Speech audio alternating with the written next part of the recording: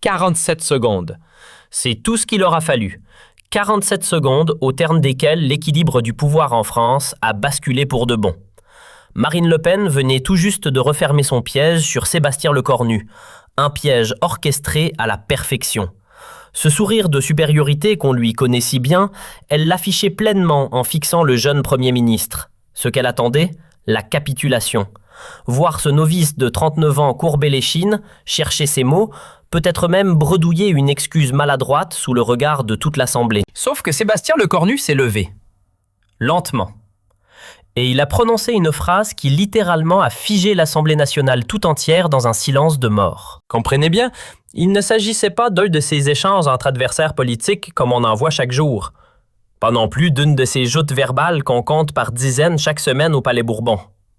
Non, c'était un véritable moment d'histoire, celui où un nouveau leader a défié avec un courage rare l'ordre ancien et a démontré sans la moindre ambiguïté que l'ère de la domination absolue du Rassemblement national au Parlement français était désormais bel et bien terminée. 15 janvier 2026, Assemblée nationale, Paris. Ce qui devait n'être qu'une nouvelle démonstration de force, un énième spectacle de domination parlementaire sans accroc, voilà ce qu'imaginait Marine Le Pen, leader incontesté du Rassemblement national. Car depuis ces élections législatives historiques de juin 2022, 3 longues années durant, patiemment, méthodiquement, elle s'était bâtie une position de force absolument incontournable au sein de l'opposition française. Plus rien d'important ne se décidait sans que son approbation tacite ou explicite ne soit acquise. Les premiers ministres se succédaient et tous, l'un après l'autre, devaient composer avec elle, négocier des heures avec elle, parfois même s'abaisser publiquement devant elle dans l'espoir d'arracher son soutien ou, au mieux, sa neutralité bienveillante. Tard dans la soirée, à une semaine seulement du vote de confiance décisif, une réunion secrète et hautement confidentielle se tenait dans son QG politique du 8e arrondissement de Paris. Dans son vaste bureau personnel, dont les murs disparaissaient sous les photos souvenirs d'une très longue carrière politique, Marine Le Pen était confortablement installée, entourée de ses conseillers les plus proches et de ses stratèges les plus fidèles.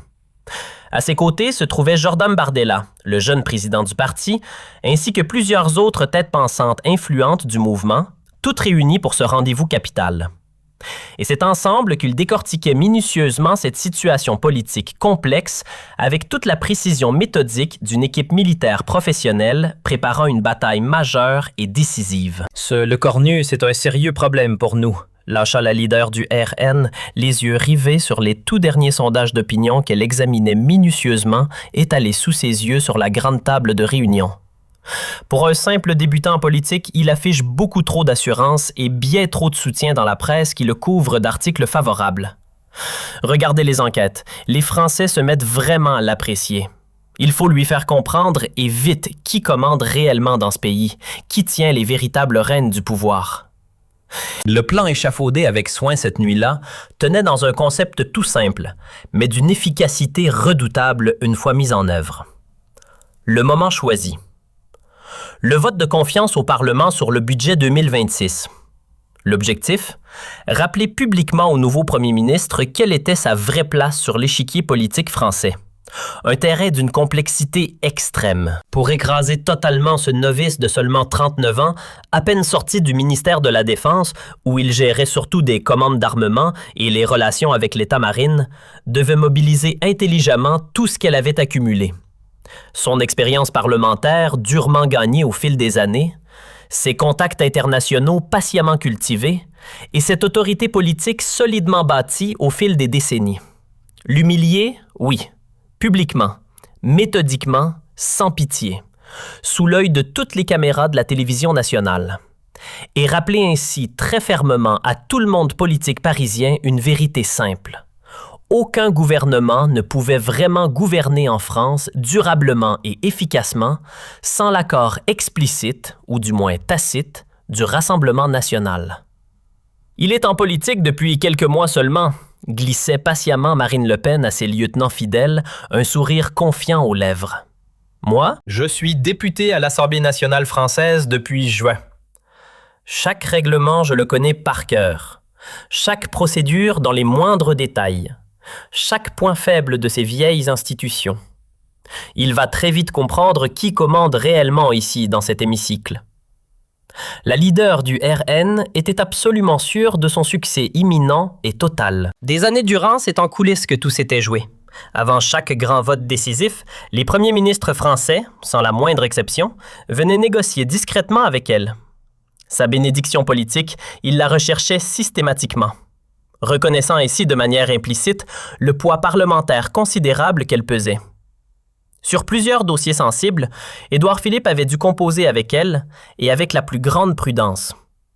Quant à Jean Castex, c'est activement qu'il avait cherché des compromis tactiques acceptables.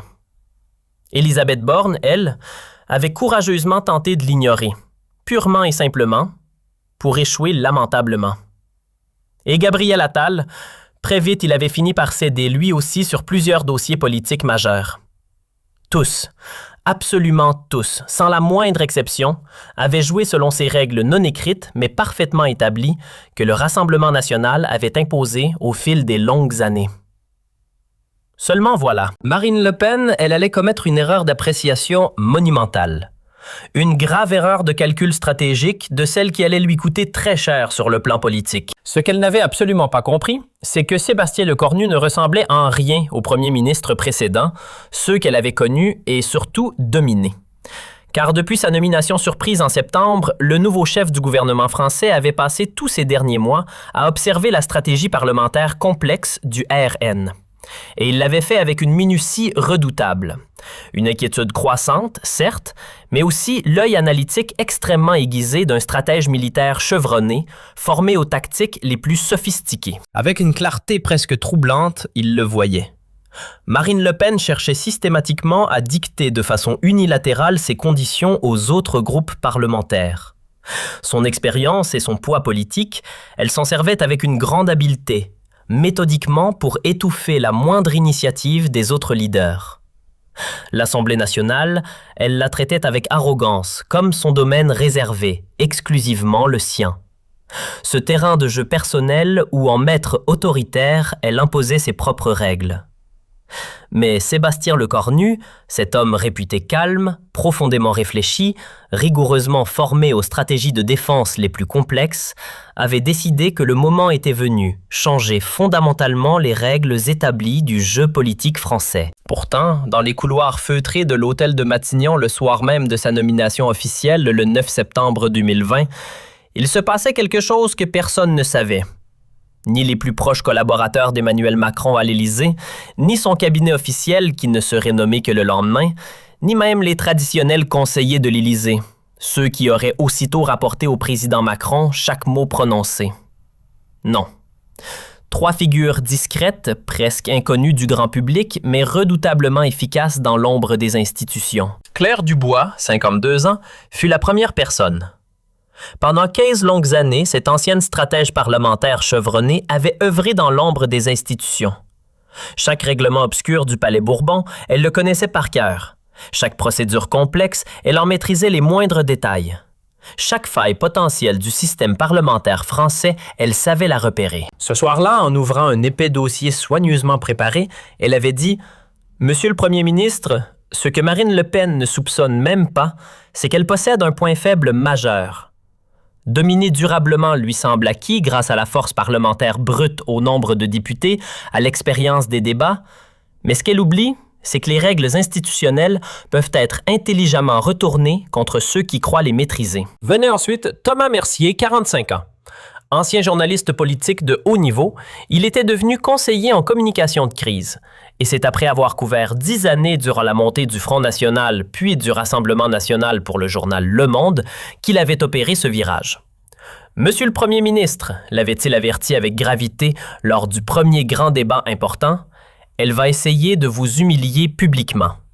Avec les nouveaux, c'est sa méthode. Devant les caméras, elle construit un piège rhétorique savant, vous fait réagir émotionnellement, puis pendant des semaines utilise votre réaction contre vous. » Quant au troisième, c'était le professeur Jean-Marc Fontaine, 67 ans, spécialiste reconnu de la Ve République. Jusqu'à l'aube, sans la moindre interruption, les 4 avaient travaillé cette nuit-là. Il était 6 heures du matin lorsque Claire Dubois proposa une stratégie audacieuse et Lecornu sourit. « Risqué tout ça. Un échec et c'en est fini de ma carrière. » Mercier alors l'interrogea. « Et dans le cas contraire, si ça marche? » Dans ce cas, Le Pen découvrira qu'à ce jeu-là, elle n'est désormais plus la seule à exceller. Et le 15 janvier 2026, c'est à l'Assemblée nationale, dans un hémicycle plein à craquer, que le vote était sur le point de s'ouvrir. Entourée de toute sa garde rapprochée, Marine Le Pen avait fait son apparition. L'assurance se lisait sur elle. Il était 15h30 lorsque la session s'ouvrit. C'est Le Pen qui réclama la parole la première. Montant à la tribune, elle lança « Mesdames et messieurs les députés, je me réjouis que nous puissions enfin débattre de l'avenir de notre pays. » Puis son regard se posa sur Lecornu. « Notre France traverse une période difficile. Entre l'inflation, le chômage et l'insécurité, voilà que Macron nous envoie un nouveau premier ministre, jeune, inexpérimenté, tout droit sorti de la défense. » Le message ne pouvait être plus limpide aux yeux de Le Pen. Lecornu n'avait aucune légitimité. 2 années durant, M. Lecornu n'a fait qu'acheter des avions. Mais diriger la France, ce n'est pas commander des rafales, c'est comprendre les souffrances du peuple. Le piège, Marine le tissait phrase après phrase. Ce budget que vous présentez, c'est un budget de technocrate. Et chaque mot tombait comme une sentence, fait à Bercy par des énarques qui n'ont jamais mis les pieds dans une usine, qui ferment dans un hôpital qui manque de personnel. Sur les bancs du RN, les applaudissements rythmaient désormais chacune de ces attaques. « Et vous savez ce qui manque dans ce budget? » lançait-elle. « La France, les Français, mes priorités nationales. » Venait alors le moment des coups personnels. La salle, elle, retenait son souffle. « Monsieur le Premier ministre, vous êtes un homme loyal envers Macron. Mais la loyauté envers un homme ne doit pas se transformer en trahison envers un pays. » Et de conclure, plus tranchante encore, « Vous étiez un bon ministre de la Défense, mais être Premier ministre, c'est autre chose. C'est défendre l'intérêt national contre les dictats de Bruxelles. » Et c'est là que le vrai piège s'est refermé. D'un geste calme, Marine Le Pen a brandi une feuille de papier. « Monsieur le Premier ministre, ce que je tiens ici, c'est une liste de questions toutes simples. Le genre de questions que n'importe quel Français pourrait vous poser. Et si vous êtes incapable d'y répondre, c'est que vous n'avez pas les qualités pour diriger ce pays. » Un silence est tombé sur la salle. L'inquiétude se lisait même sur le visage des députés de la majorité. « Première question très simple, » a-t-elle poursuivi, lisant lentement, savourant chacun de ses mots. « Aujourd'hui, en France, combien coûte exactement une baguette de pain? » Lecornu, lui, n'a pas répondu tout de suite. Pas un muscle ne bougeait, le visage impassible, car il l'avait parfaitement compris. Ce piège-là avait été soigneusement préparé. Passons à la deuxième question, tout aussi simple. Dans un hôpital public français, à combien s'élève réellement le salaire mensuel moyen d'une infirmière? Désormais, Le Pen ne cachait plus son sourire. Au fond d'elle-même, elle pressentait que la victoire n'était plus qu'une question de secondes. Et voici la troisième, qui n'a rien d'anodin. L'an dernier, combien de clandestins ont franchi illégalement nos frontières? Le chiffre exact. Implacable, parfaitement ordonnée, les questions s'enchaînaient sans répit. Chacune avait été taillée sur mesure dans un seul but. Exposer au grand jour à quel point Lecornu ignorait tout du quotidien réel des Français. Quatrième question. En 2025, combien de nos agriculteurs ont mis la clé sous la porte à cause des normes imposées par Bruxelles?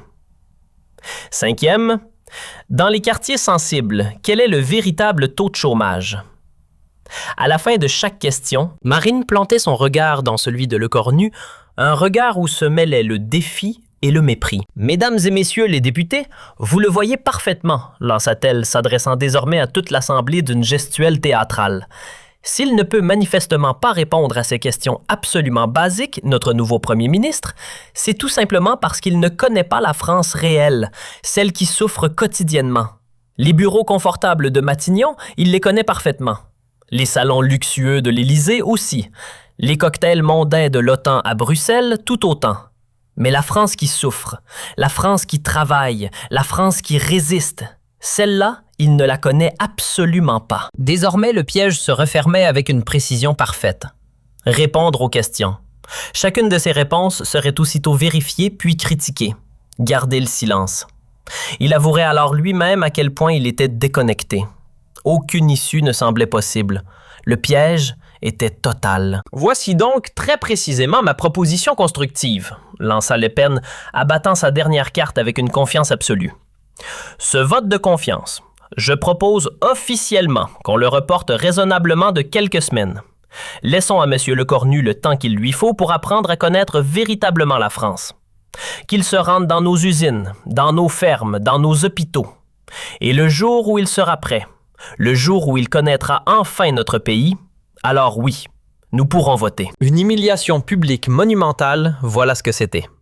Au fond, le message de Le Pen était limpide. Le Premier ministre ferait mieux de retourner à l'école.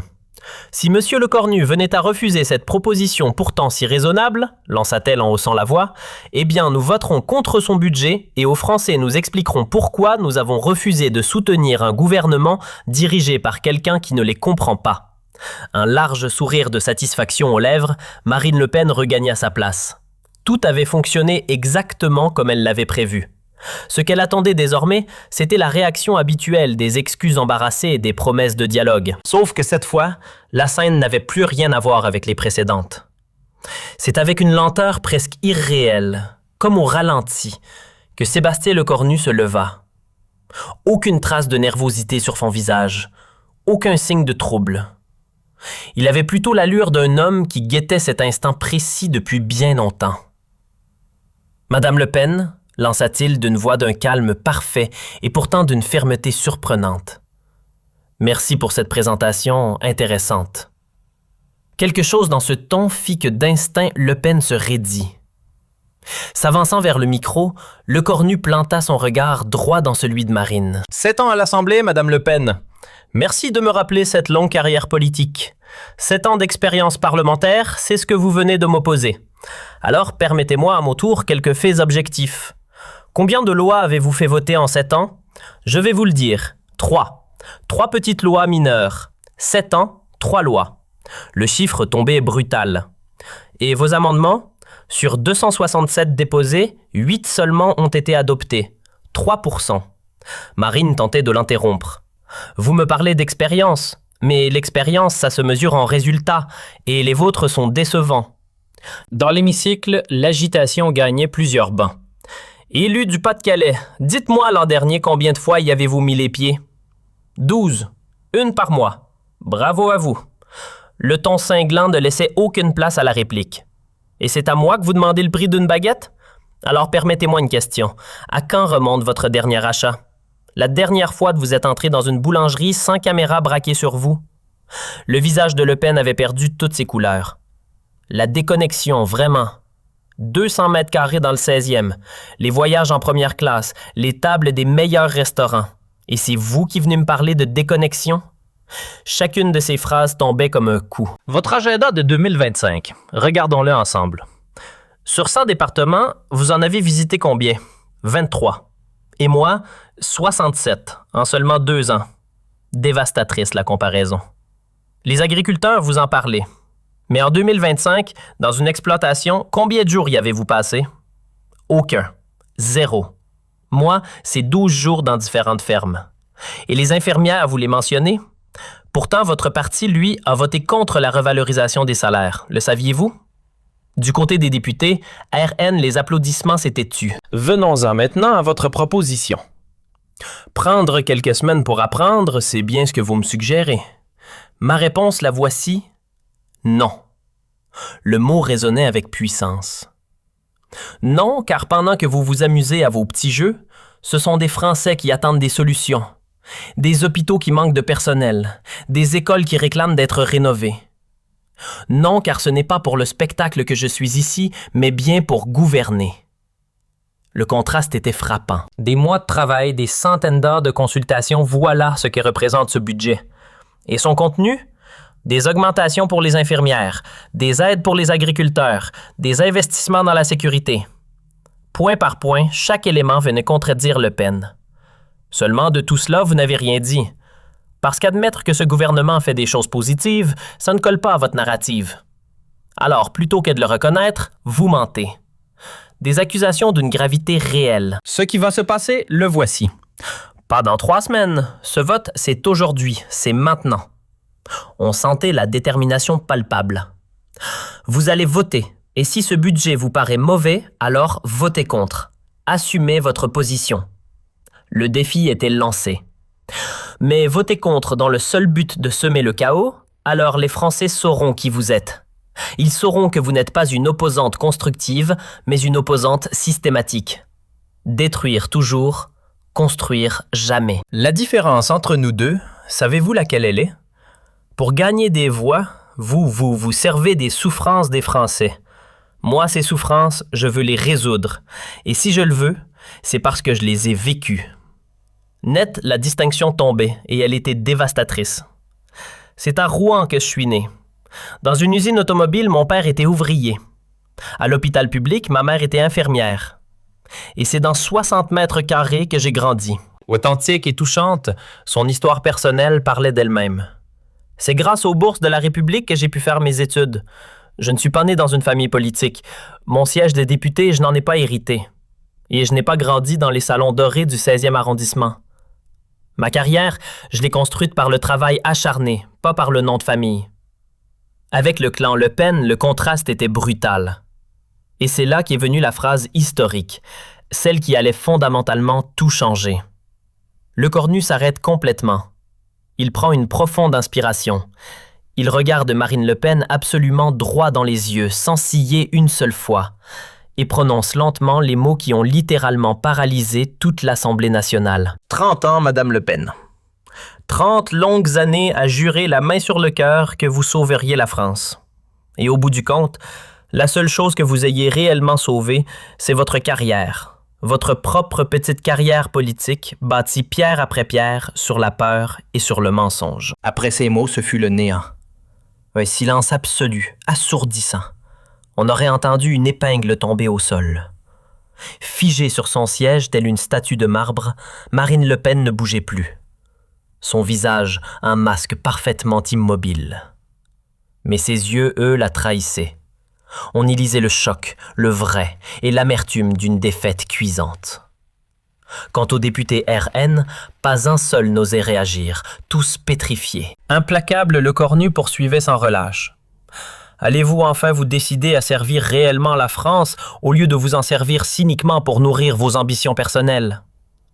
Cette question redoutable demeura suspendue dans l'air, telle une sentence rendue par un tribunal.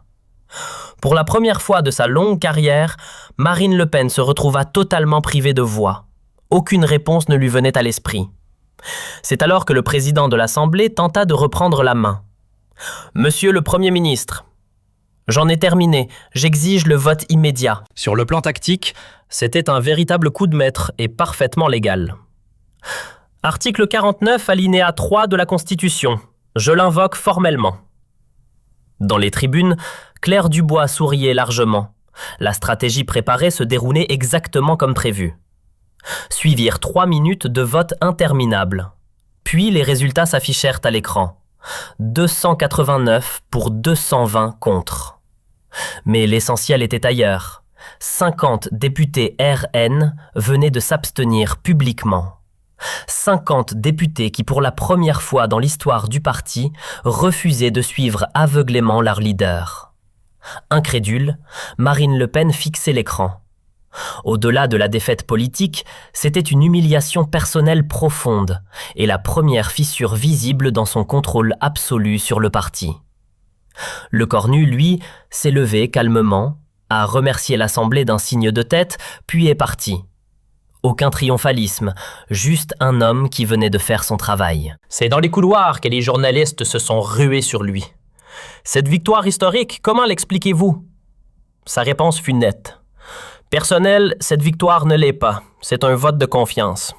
Et c'est maintenant que le vrai travail commence. Puis, dans les heures qui ont suivi, c'est de partout que les réactions ont afflué, littéralement. Numéro 1 des tendances sur l'ensemble des réseaux sociaux, Lecornu contre Le Pen s'est imposé immédiatement. Quant aux vidéos de la confrontation, ce sont des millions de vues qu'elles ont récoltées en l'espace de quelques heures à peine. Du côté du RN, en revanche, régnait une panique totale. Enfermée dans son bureau, refusant tout mot, Marine Le Pen ne pensait qu'à une chose, de manière obsessionnelle. Ces 50 députés qui s'étaient abstenus. 50 signaux inquiétants. La preuve que son autorité, autrefois absolue, vacillait désormais dangereusement. Au réveil, impossible d'y échapper. La presse ne parlait que de ça. Lecornu humilie Le Pen à l'Assemblée, claquait le Figaro en une. Libération enfonçait le clou, le Premier ministre démonte méthodiquement la rhétorique RN. Et Le Monde, plus posé, y voyait carrément une nouvelle méthode efficace face aux populistes. Mais le plus intéressant, ce ne sont pas les titres, c'est ce qui s'est passé après. Dans les semaines qui ont suivi, les chiffres sont tombés, implacables. Marine Le Pen perdait 6 points dans tous les sondages. 6 points. Son statut de leader incontestable lui venait d'en prendre un sacré coup. Lecornu, à l'inverse, sortait grandi de l'affaire, une autorité toute neuve. Ses propres ministres ne le regardaient plus pareil et même ses adversaires le respectaient soudain bien davantage. Sauf que l'effet vraiment décisif, il était ailleurs et il allait durer. Pendant des années, souviens-toi. Les partis traditionnels avaient eu une trouille bleue d'affronter le RN en face. Et là, Lecornu venait de prouver de façon éclatante qu'on pouvait répondre au populisme avec des faits vérifiables et de la fermeté. Le déclic. Très vite, d'autres responsables politiques se sont mis à copier la recette. Et c'est comme ça que la fameuse méthode Lecornu est doucement devenue une vraie stratégie politique reconnue par tous. Avril 2026. C'est avec l'énergie du désespoir que Marine Le Pen lance une contre-offensive de grande ampleur. Lyon, un grand meeting, 8000 militants face à elle. « Ce premier ministre pense pouvoir nous humilier. » Et la foule de scander « Démission !» Sauf que Lecornu lui choisit une riposte aussi inattendue que dévastatrice. Il ne répond tout simplement pas. Marine Le Pen peut dire absolument ce qu'elle veut. Moi, je travaille pour les Français. Je n'ai pas de temps pour des polémiques stériles. Être ignoré à ce point, c'était psychologiquement pire que d'être combattu. Le Pen avait beau multiplier désespérément les attaques médiatiques, à chaque fois la réponse restait invariablement la même. Je travaille. Plus le temps passait, plus elle paraissait obsédée, incapable de passer à autre chose. Juin 2026 et un sondage qui en dit long. 62% des Français approuvent massivement la méthode Lecornu, et surtout parmi les électeurs RN eux-mêmes. 34% jugent que leur propre parti devrait se montrer bien plus constructif. Un véritable séisme politique. Septembre 2026. Personne ne l'avait vu venir. Lors d'un déplacement, Lecornu est pris pour cible une tentative d'agression physique. Et l'agresseur, un militant d'extrême droite proche du RN. Sur le papier, l'affaire avait tout pour enterrer définitivement Marine Le Pen sur le plan politique. Sauf que Lecornu, dans une allocution solennelle, va prendre tout le monde à contre-pied. Je refuse catégoriquement de faire porter cette lourde responsabilité au Rassemblement national dans son ensemble. La violence politique est totalement inacceptable, mais accuser injustement tout un parti pour l'acte criminel d'un individu isolé serait tout aussi grave moralement. Le pays entier en reste profondément stupéfait. Une telle grandeur d'âme, on n'en voyait plus. Et là, Marine Le Pen n'a d'autre choix que de le reconnaître publiquement. Je remercie sincèrement le Premier ministre pour sa justice et son équité. Pour la première fois, elle parle de lui sans la moindre agressivité. Octobre 2026. L'impensable. Le vraiment impensable se produit.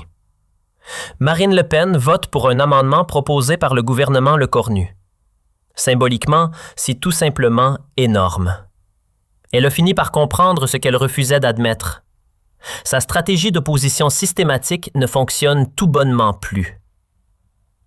Novembre 2026. Cérémonie solennelle du 11 novembre sous l'Arc de Triomphe. Et devant toutes les caméras, il se serre la main. « Vous avez gagné cette manche politique », lâche-t-elle à voix basse. Réponse de Lecornu. « Ce n'est pas un jeu politique, madame. C'est la France et son avenir. » Et elle, dans un souffle, « Je sais parfaitement.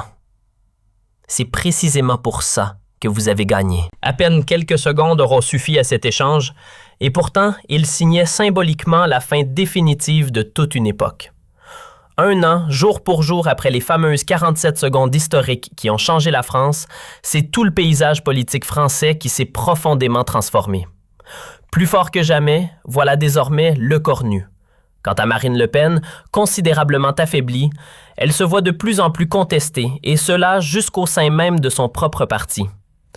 Beaucoup plus factuel, nettement moins émotionnel et démagogique, tel est devenu le débat politique national. Et dans les écoles de sciences politiques, ce sont aujourd'hui les jeunes politiques de tous bords qui étudient sérieusement le moment le cornu. Affronter le populisme avec des faits vérifiables. Garder son calme face aux provocations. Retourner intelligemment un piège contre son propre auteur. Voilà les vraies questions. Et Marine Le Pen, elle en a tiré une leçon politique aussi douloureuse que salutaire.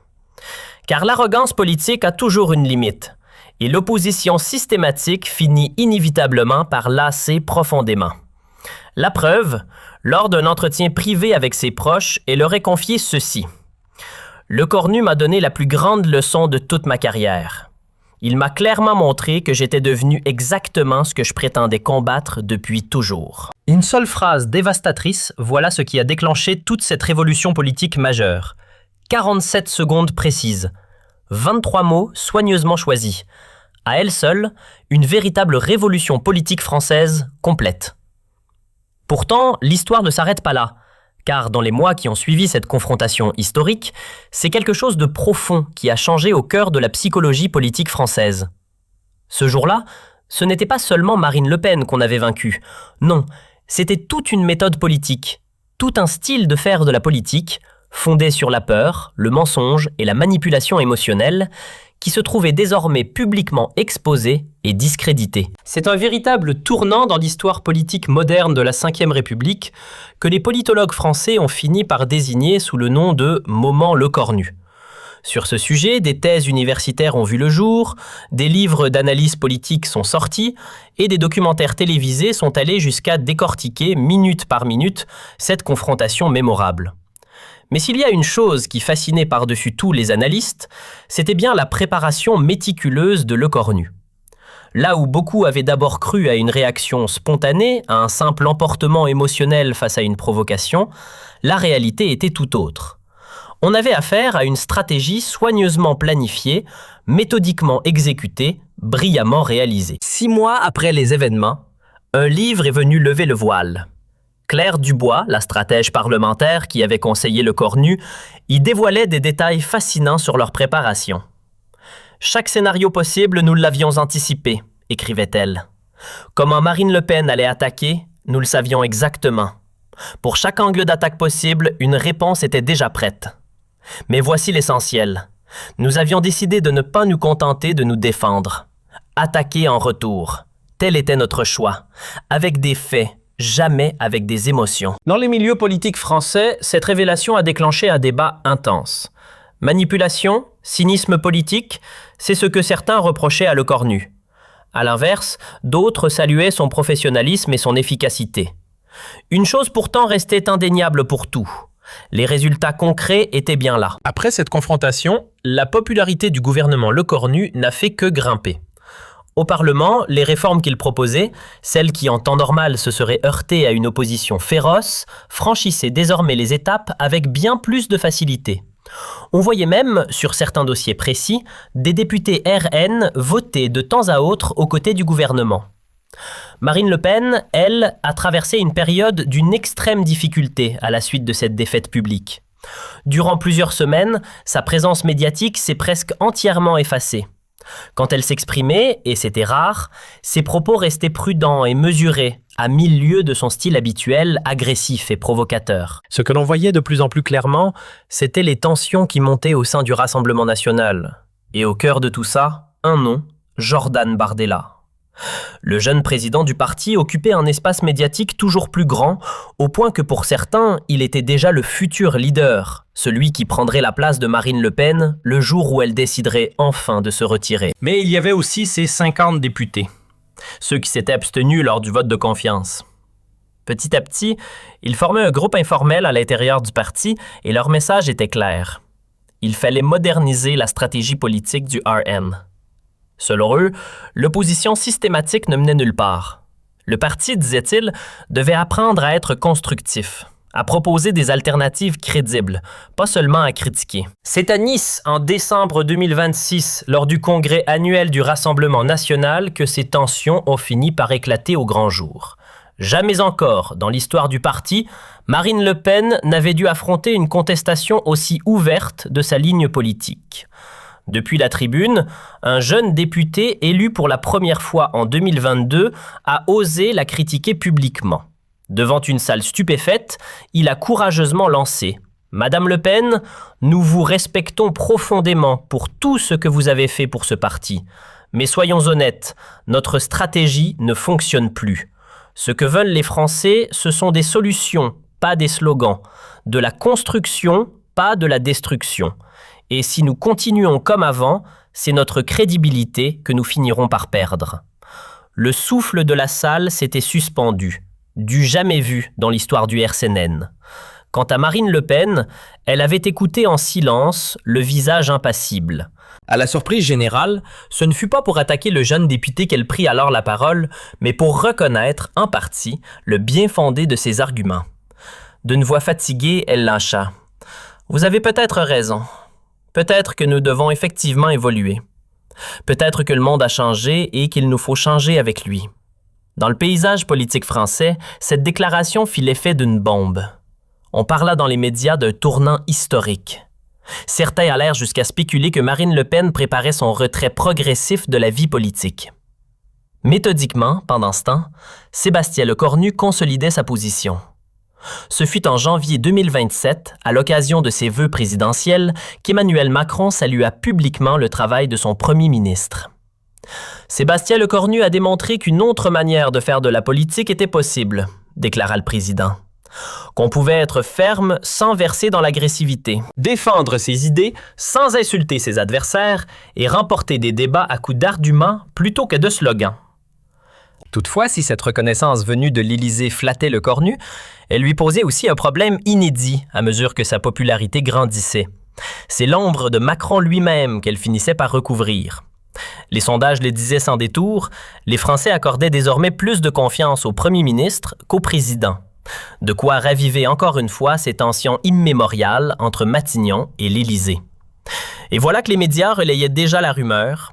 Macron, redoutant de voir son chef de gouvernement devenir trop populaire, peut-être même un rival pour la présidentielle, songerait à le remplacer. Conscient de ce climat, Lecornu choisit la prudence comme ligne de conduite. Dans chacun de ses discours, il rendait hommage à Macron.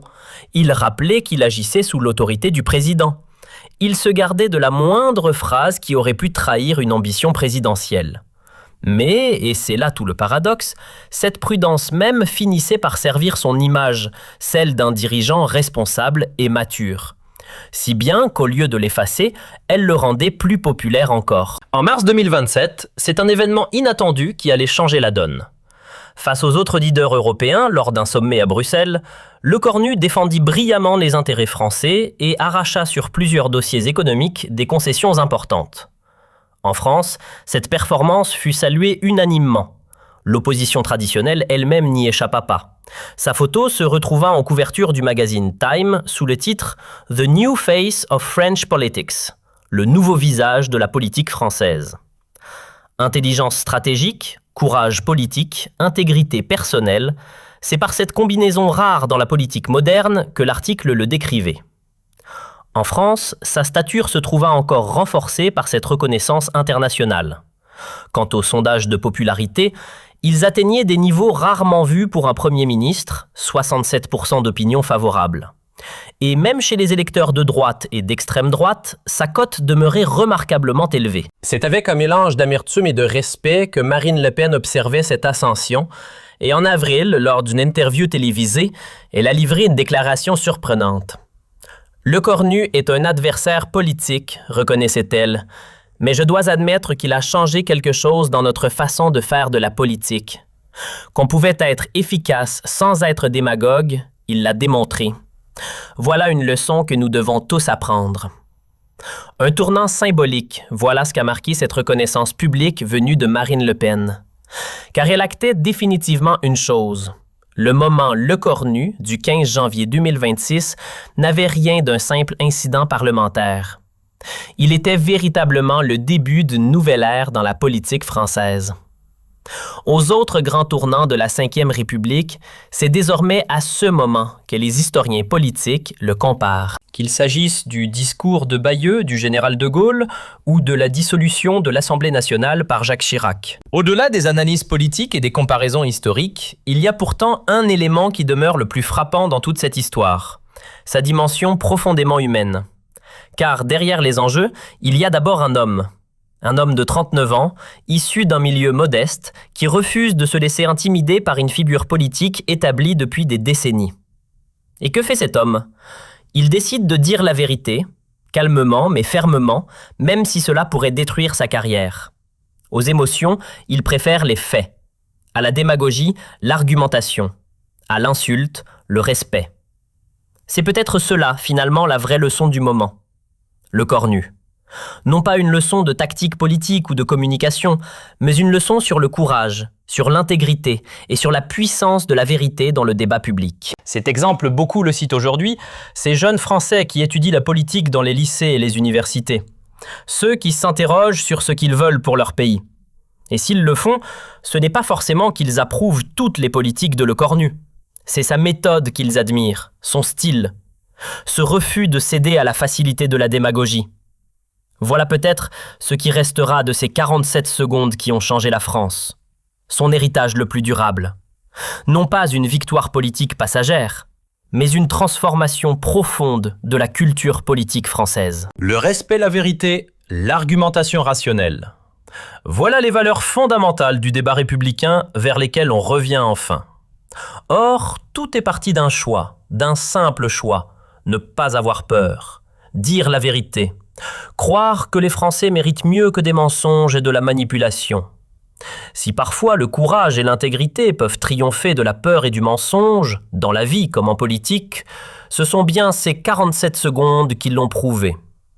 Et longtemps cette leçon résonnera dans l'histoire politique française.